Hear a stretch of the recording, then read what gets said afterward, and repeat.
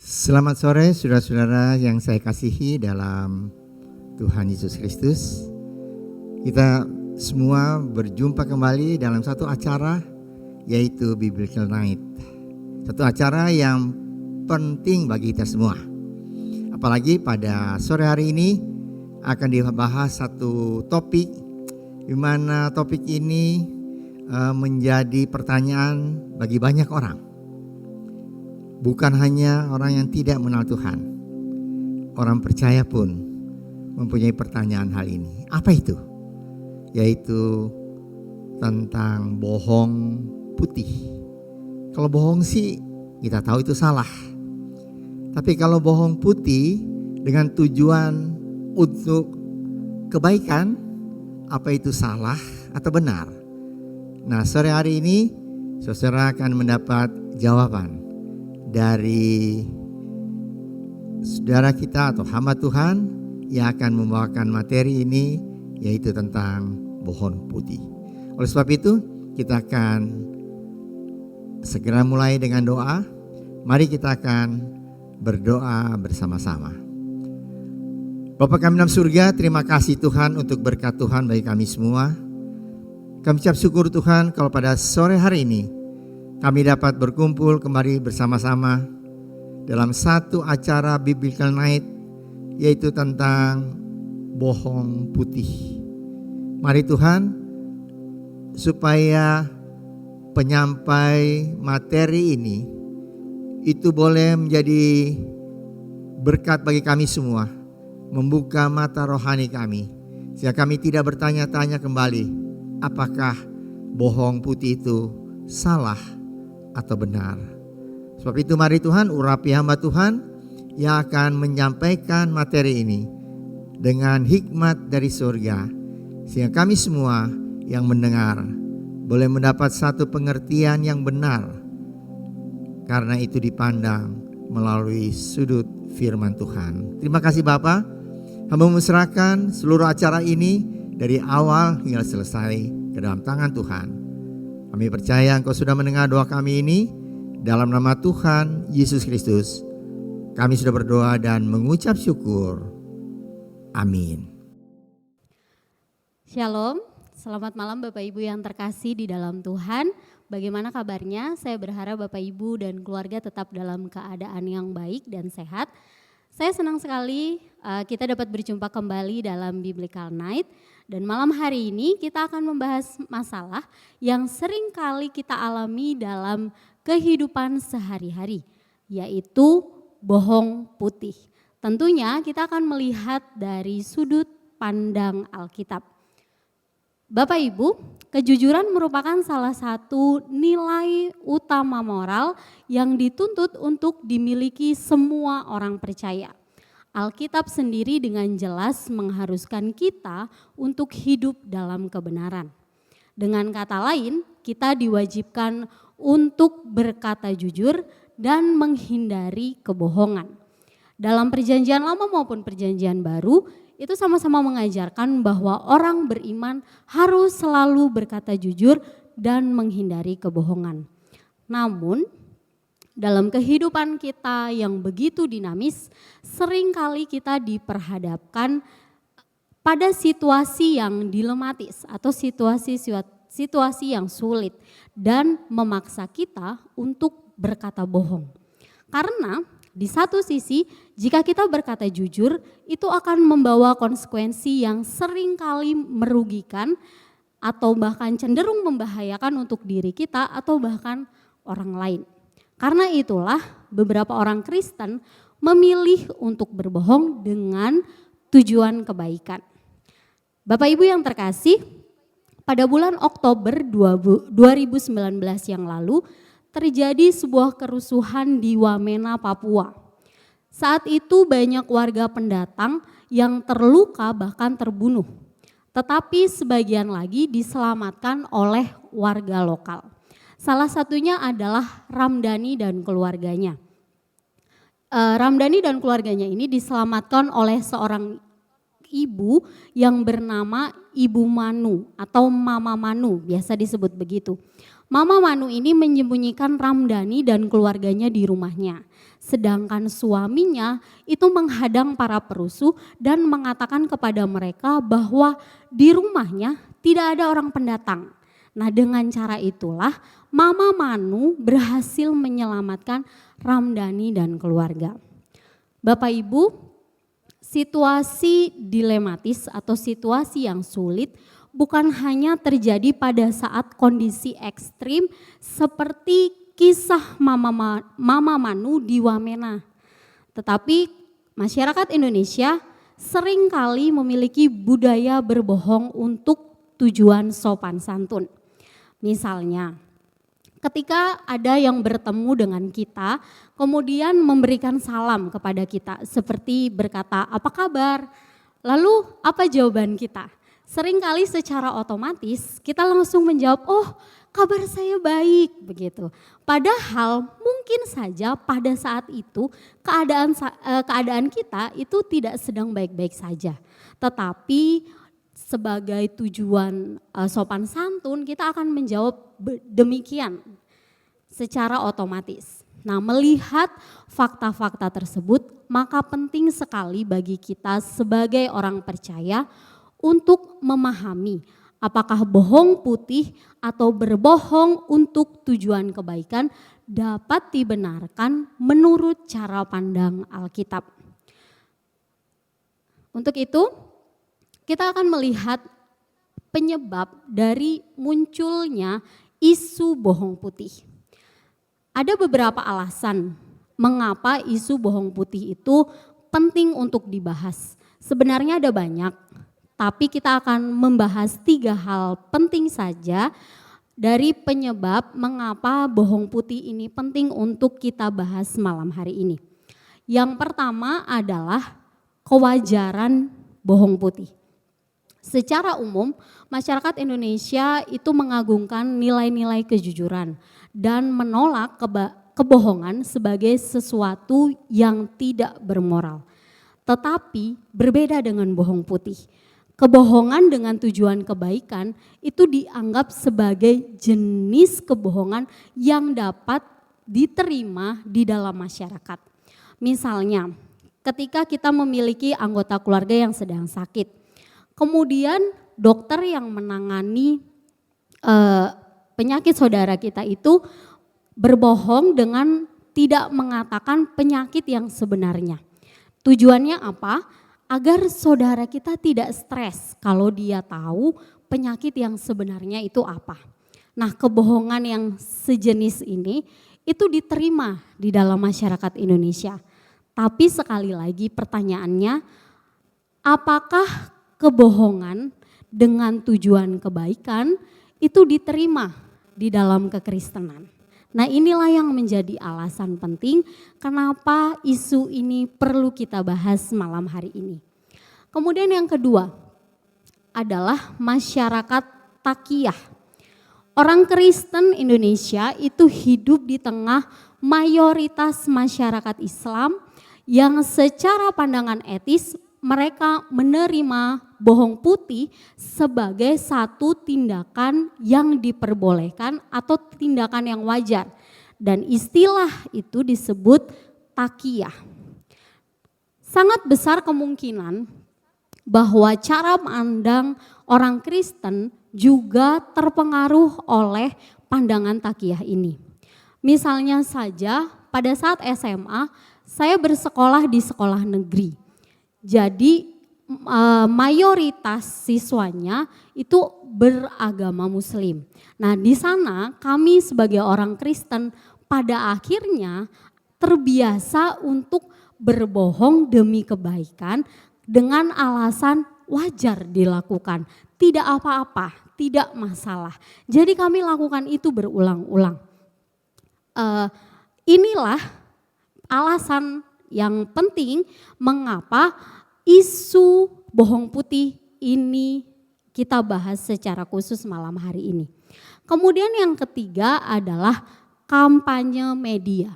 Seperti yang kita tahu bahwa media itu memiliki peran besar dalam mempengaruhi kehidupan kita sehari-hari. Melalui media kita bisa tahu tentang banyak hal, berbagai berita, berbagai macam isu terbaru kita bisa tahu, dan termasuk juga dengan isu bohong putih ini. Karena ada banyak kampanye di media yang melihat bohong putih itu sebagai salah satu pilihan yang etis, yang sah-sah saja jika dilakukan dalam kehidupan sehari-hari. Sebagai contoh, dalam satu situs produk makanan bayi, biasanya mereka menuliskan artikel-artikel tentang parenting. Dan di sana ada satu artikel yang muncul yang judulnya itu menuliskan seperti ini. Bagaimana cara agar orang tua dapat mengajarkan bohong putih atau berbohong demi kebaikan kepada anak.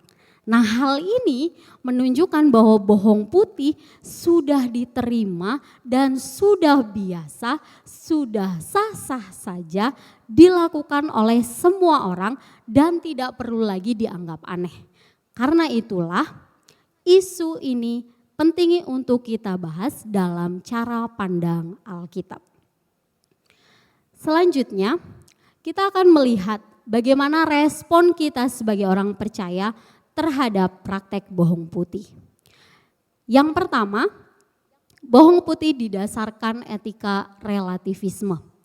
Beberapa orang yang mendukung sikap berbohong putih ini adalah kelompok orang yang meyakini bahwa kebohongan secara moral salah jika tujuannya menipu.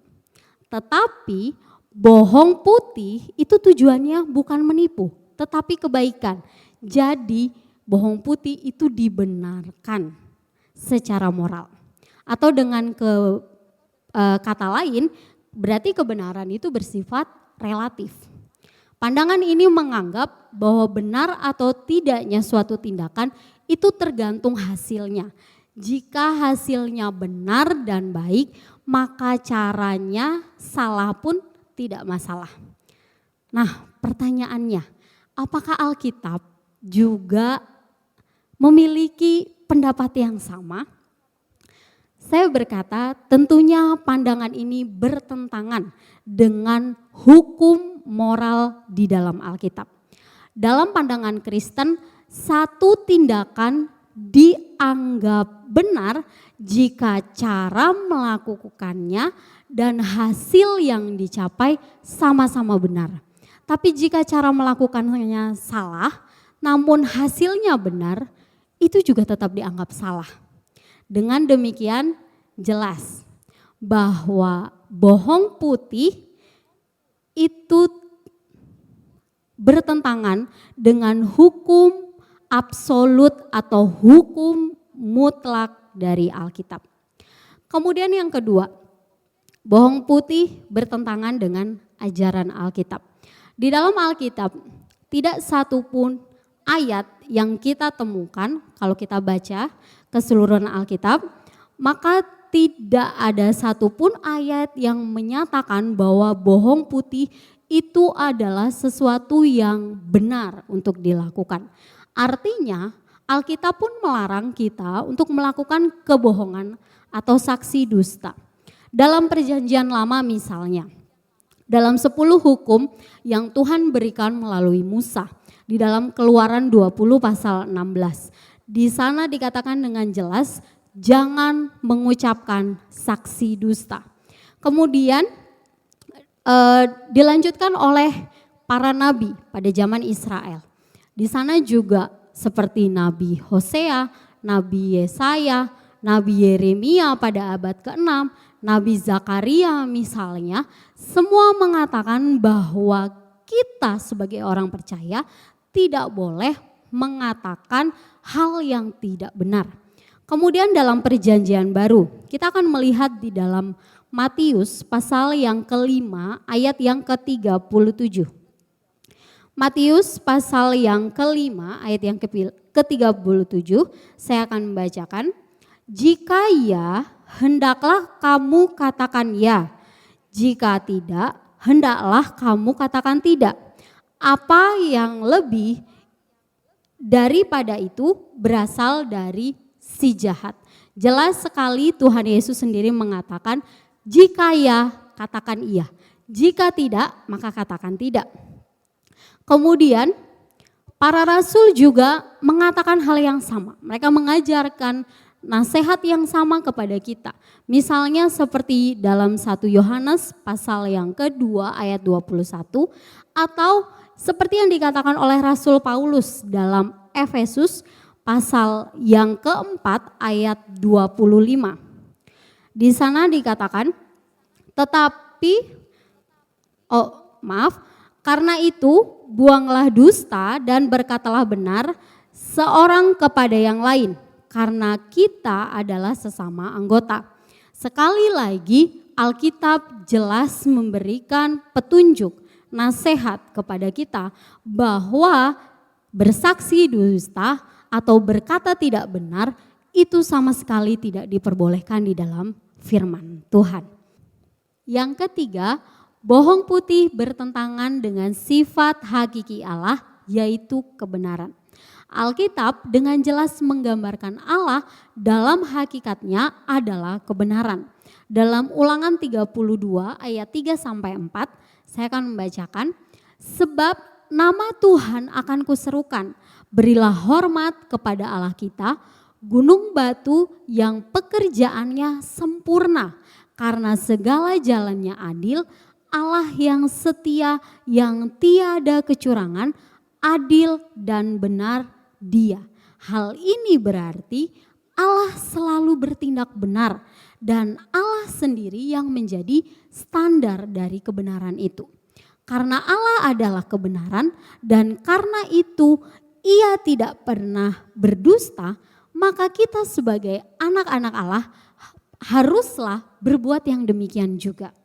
Standar moral yang harus kita pegang sesuai dengan kebenaran Alkitab itu terdapat dalam Matius 5 ayat yang ke-48. Di sana dikatakan, karena itu haruslah kamu sempurna sama seperti Bapamu yang di sorga adalah sempurna. Sekali lagi hal ini menegaskan kita harus selalu berlaku benar karena Allah adalah benar. Kemudian yang keempat, bohong putih itu mengabaikan providensi Allah. Golongan orang yang mendukung bohong putih itu mengabaikan providensi Allah.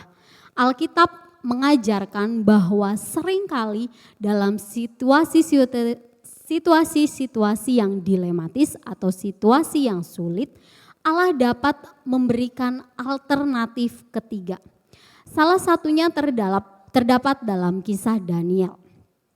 Kita tahu ketika Daniel diperhadapkan dengan dilema, apakah ia harus menajiskan diri dengan makan dan minum anggur santapan raja yang pastinya itu menghina hukum Allah atau tetap berpegang pada perintah Allah.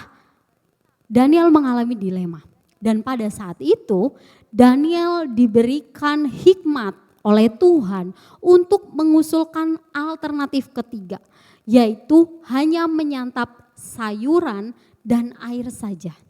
Saudara-saudara, biasanya dalam situasi yang sulit, maka Allah dapat memberikan hikmat kepada kita untuk memilih alternatif ketiga. Biasanya alternatif ketiga ini merupakan jalan tengah, sehingga kita tidak perlu lagi berbohong. Kemudian yang kelima, bohong putih mengabaikan kemahatauan Tuhan. Orang-orang yang mendukung bohong putih itu mengabaikan sebuah fakta penting bahwa Allah mengetahui dengan pasti tiap-tiap orang.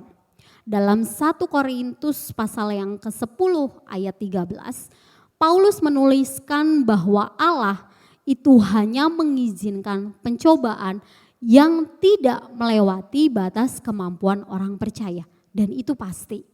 Artinya setiap situasi yang dihadapi oleh orang percaya, sesulit apapun itu, selalu dapat diselesaikan tanpa harus berbohong. Ada sebuah cerita yang cukup terkenal. Ini adalah kisah nyata pada saat awal Perang Dunia Kedua, tentara Nazi menduduki negara Belanda. Kita tahu bagaimana tentara Nazi begitu kejam. Kemudian ada seorang yang bernama Corrie ten Boom yang memiliki peran luar biasa dalam menyelamatkan orang-orang Yahudi pada saat itu. Corrie ten Boom ini memiliki usaha sebuah toko jam yang kemudian dia berinisiatif untuk menyelamatkan orang-orang Yahudi dengan cara menyembunyikan mereka di lantai bawah rumahnya. Suatu saat ketika para tentara Nazi datang ke rumahnya dan menanyakan apakah ada orang-orang Yahudi di dalam rumahmu, Corrie ten Boom mengalami situasi yang dilematis. Jika dia jujur mengatakan iya ada, maka dapat dipastikan bahwa orang-orang Yahudi akan terbunuh semuanya. Tapi jika dia mengatakan tidak, maka dia berbohong.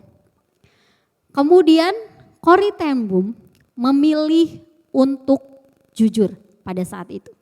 Dia berkata bahwa orang-orang Yahudi ada di bawah meja.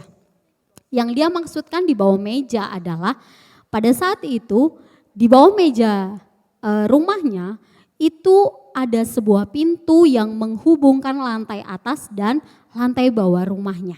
Dan maksud dia berkata di bawah meja adalah dia ingin mengatakan bahwa ya di situ ada pintu. Pintu itu yang akan membawa tentara Nazi bisa melihat orang-orang Yahudi begitu.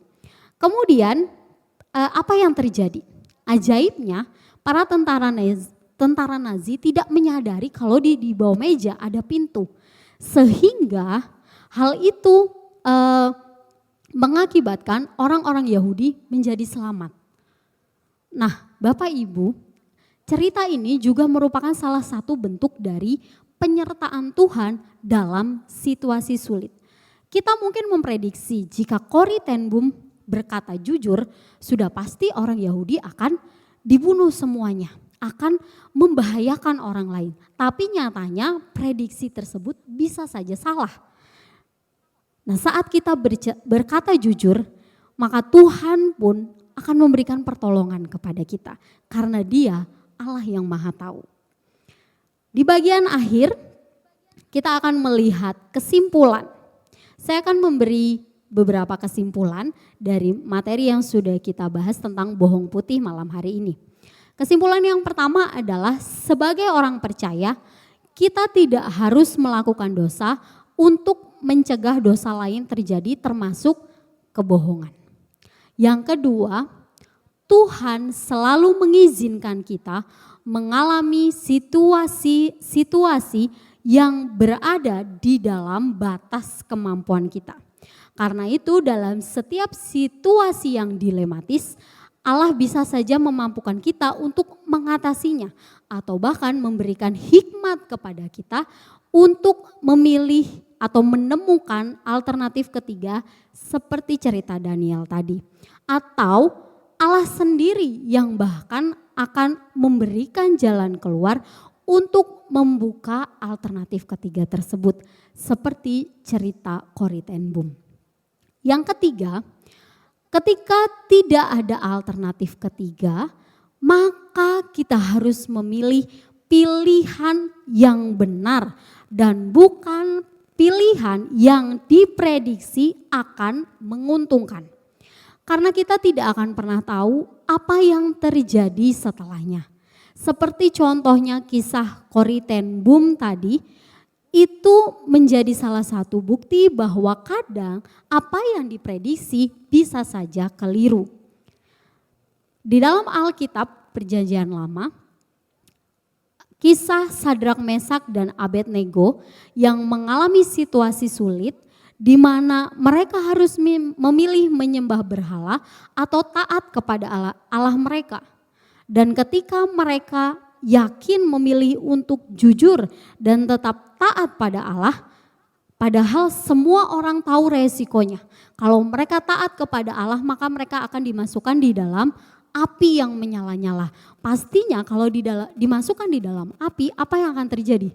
Terbakar dan mati terbunuh. Tetapi nyatanya pada saat mereka memilih pilihan yang benar, justru mereka dilindungi oleh Tuhan dan prediksi orang-orang menjadi salah. Saya rasa malam hari ini kita semakin diteguhkan bahwa sebagai orang percaya kita harus memilih dan selalu memilih pilihan yang benar, yaitu berkata jujur dalam kehidupan sehari-hari.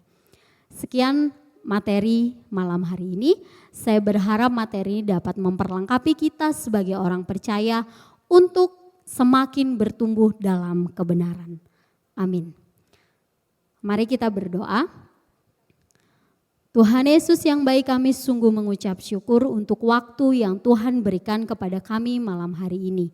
Kami bersyukur karena Tuhan sudah menolong kami untuk melihat dengan jelas bahwa sebagai orang percaya kami harus selalu memilih untuk melakukan hal-hal yang benar, termasuk dalam setiap perkataan dan tindakan kami. Ya Roh Kudus, tolong kami agar kami selalu dapat menghidupi kebenaran firman-Mu ini, sehingga kami dapat menjadi orang-orang percaya yang meneladani kehidupan Allah sendiri, yaitu selalu melakukan hal yang benar dalam setiap situasi kehidupan kami. Kami bersyukur Tuhan dan berterima kasih untuk malam hari ini. Dalam nama-Mu kami berdoa dan mengucap syukur. Haleluya. Amin. Puji Tuhan, saudara, kita sudah mendengar uraian atau pemaparan tentang bohong putih. Terima kasih kepada Tuhan, kita tahu apa yang harus kita bertindak dalam hidup ini. Dan kita tidak terjerumus dengan banyak kata orang, tidak apa-apa, karena toh itu tujuannya kebaikan. Kita mengucap syukur pada Tuhan pada sore hari ini, dan kita akan menutup pertemuan kita pada sore hari ini. Kita akan serahkan ke dalam tangan Tuhan. Mari kita akan tutup pertemuan ini dalam doa. Mari kita berdoa. Bapa kami dalam surga, terima kasih Tuhan untuk berkat Tuhan bagi kami semua. Kami ucap syukur Tuhan, kami boleh mendengar satu uraian tentang bohong putih yang ditinjau dari firman Tuhan. Kami tahu Tuhan, bagaimana harus kami bertindak dalam dunia ini untuk mengatasi hal-hal yang begitu banyak kami hadapi, dan itu membuat kami ragu-ragu melangkah dalam hidup ini. Seringkali kami berpikir apabila itu tujuannya baik, kami dapat melakukan kebohongan demi kebohongan. Tapi melalui pemberitaan firman Tuhan, penguraian firman Tuhan pada sore hari ini, kami tahu bahwa hal itu tidak benar di hadapan Tuhan. Oleh sebab itu mari Tuhan berikan kekuatan bagi kami, bukan hanya kami mengerti, tapi kami melakukan itu dalam kehidupan kami sehari-hari. Terima kasih Bapa untuk berkat Tuhan. Engkau berkati hamba Tuhan yang sudah menyampaikan materi ini, berkati dengan berkat-Mu dari sorga. Engkau berkati kami semua juga yang sudah mendengar. Engkau berkati kami masing-masing, keluarga kami, pekerjaan kami masing-masing. Terima kasih Bapa. Kami percaya Tuhan Kau sudah mendengar doa kami ini. Kami naikkan dalam nama Tuhan Yesus Kristus yang menjadi juru selamat kami yang hidup. Saudara-saudara yang dikasihi oleh Tuhan, terimalah berkat dari Allah Bapa, kasih karunia dan damai sejahtera dari Tuhan Yesus Kristus, dan persekutuan Allah Roh Kudus menyertai saudara sekalian mulai hari ini sehingga Maranatha, Tuhan Yesus datang kembali. Amin.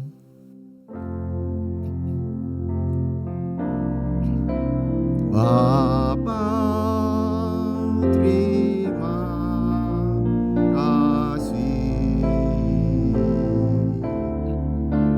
Bapa, terima kasih. Bapa di dalam surga,